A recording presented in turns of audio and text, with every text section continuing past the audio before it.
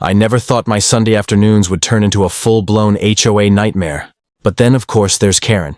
You know the type, the one who treats neighborhood rules like sacred commandments and assumes everyone else exists to obey them. That Sunday started like any other, the sun blazing, my favorite lounge chair set up in the backyard, a cold drink in hand, and the gentle hum of my old but trusty lawn speakers playing classic rock. Simple, harmless fun, until Karen decided it wasn't. She appeared at my gate like a storm cloud in heels, clipboard in hand, glaring as if I had personally committed a crime against the entire neighborhood. "Your lawn furniture is too loud," she barked before I could even offer a polite greeting. "Loud? Chairs? My furniture?" I blinked, certain I'd misheard. But no, she was serious. According to Karen, the way I had arranged my recliners and ottomans, with their tiny creaks and squeaks when I shifted my weight, was a public nuisance. I almost laughed, but I knew laughing wouldn't stop her. Karen thrived on complaints, on control, on turning ordinary afternoons into her personal battleground. She rattled off rules I had never seen, citing clause after clause as if reciting scripture. Section 12, paragraph 3. About furniture placement and decibel levels, she said, pointing to my sun chair like it was a ticking time bomb. I watched her, a mix of disbelief and mild amusement simmering under the surface. I realized that reasoning with Karen was like trying to explain colors to someone who insists the sky is green.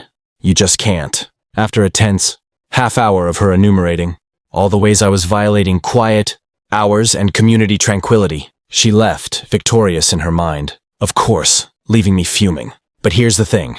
I'm not the kind of person who just shrugs and rearranges furniture because a self-appointed dictator claims it's too loud. Oh no, I'm a problem solver, and I solve problems in ways that Karen would never see coming. That Sunday, as I watched her stomp back to her house, clipboard swinging, a mischievous grin crept across my face.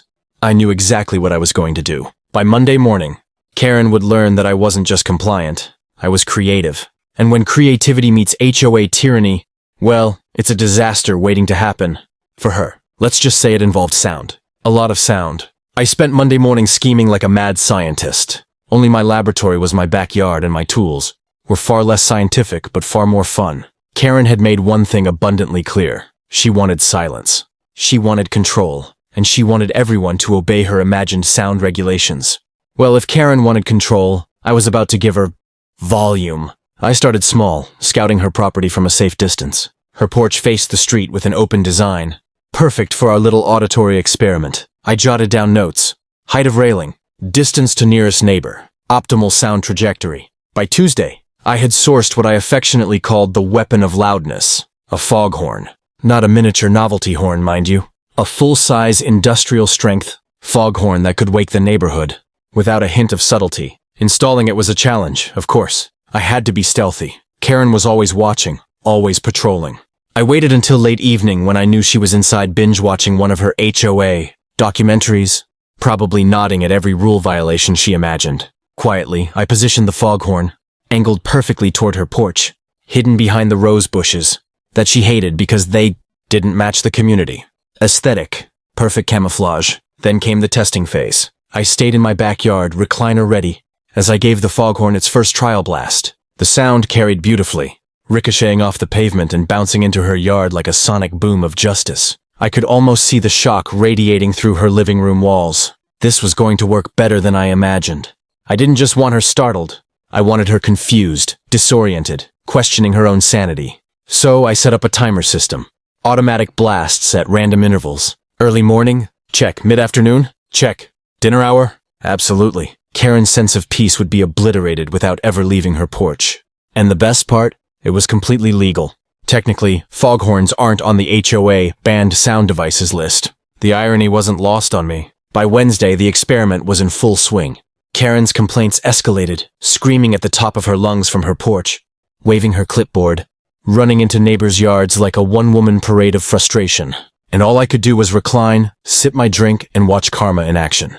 She was livid, flustered, and utterly powerless. Meanwhile, my lawn furniture? Still quiet, still perfectly compliant. But now, in Karen's mind, the entire neighborhood had become my personal symphony of chaos. And that, my friends, was just the beginning. Karen had no idea the full crescendo was yet to come. By Thursday, Karen's sanity was teetering on the edge. I could see it from my backyard. Well, when I wasn't enjoying the complete lack of resistance to my recliner-induced symphony. Every time the foghorn blared, she flailed on her porch like a wild woman possessed, clipboard flying, arms flailing, and screams echoing down the street. Neighbors started peeking out their windows, some stifling giggles, others openly cheering. I'll admit it, it was glorious. Karen's obsession escalated quickly. She stormed to the HOA office, demanding meetings, official warnings, and letters threatening fines for noise violations. The irony? All of her claims were entirely baseless. I had done my homework. Foghorns, industrial-grade sound devices, weren't on the HOA prohibited list. She might have thought she had the moral high ground, but legally, she was flailing in the wind. By Friday, her porch had become her fortress. She posted signs, quiet zone, noise offenders, will be reported. She even tried stringing up little bells, hoping to counteract my auditory masterpiece. It didn't work. In fact, the bells rang exactly in sync with the foghorn blasts, creating a perfect cacophony that sent pigeons scattering and dogs barking. Every time she tried to confront me, I played it cool, sitting in my recliner like a general surveying the battlefield. The neighbors, of course, had started taking sides. Some were discreetly placing bets on how long it would take for Karen to move. Others snuck over to my backyard for a front row seat to what they called the Karen Symphony. Word spread, as it always does in these HOA neighborhoods, and suddenly my little feud became a legend. People were calling me the neighborhood rebel hero, and I wasn't about to disappoint. Meanwhile, Karen's health and patience were deteriorating at an alarming rate. She spent nights pacing her porch, muttering about discipline and respect for rules. But respect is earned, not imposed, especially not through tyranny. She had officially reached the point where every sound, leaves rustling, cars passing, even distant lawnmowers triggered a panic, and I, of course, timed the foghorns to perfection. By Saturday morning, her breakdown was complete. She yelled at the sky, yelled at the birds, and, at one point, yelled directly at me, though I was safely reclined, sipping iced tea, watching the spectacle unfold. It was a masterpiece of poetic justice. Karen, the self-appointed neighborhood enforcer, had finally met her match. A recliner, a cold drink, and a very loud foghorn. But the best part? The grand finale was still coming. Karen had no idea just how loud, how relentless, and how unforgettable this symphony would become. Saturday afternoon arrived, and Karen was already on edge. The neighborhood had taken note. Her hair was disheveled, her clipboard battered, and her shouts had become almost musical in their intensity. She spent the morning pacing her porch, muttering about civility and common decency, while my foghorn waited silently, a coiled serpent ready to strike. I reclined in my backyard chair, the picture of calm, my iced tea glistening in the sun, secretly savoring the coming chaos. I had one final twist in mind, something that would ensure Karen never underestimated me again. It wasn't enough to just startle her or frustrate her. No, this time it would be unforgettable. I rigged the foghorn to a random timer, each blast louder and more unpredictable than before. Then, as if by magic, I added a second layer, strategically placed wind chimes on the trees near her porch, creating a bizarre, echoing duet with the foghorn. Every sound was amplified, ricocheting off walls and cars, creating a symphony that would make any sane person question reality. Karen's first reaction was confusion. She stepped onto her porch, trying to locate the source, spinning in circles, clipboard waving. Then the foghorn roared. She jumped back, squealing, hands over her ears, her voice rising to a shriek that harmonized perfectly with the blaring horn. The wind chimes chimed in unexpectedly, creating a strange, almost comedic counterpoint. Her attempts to chase the sound were futile. She looked like a cartoon character trapped in her own personal nightmare. Neighbors gathered quietly at the edges of their lawns, some filming, others whispering, "This is amazing!"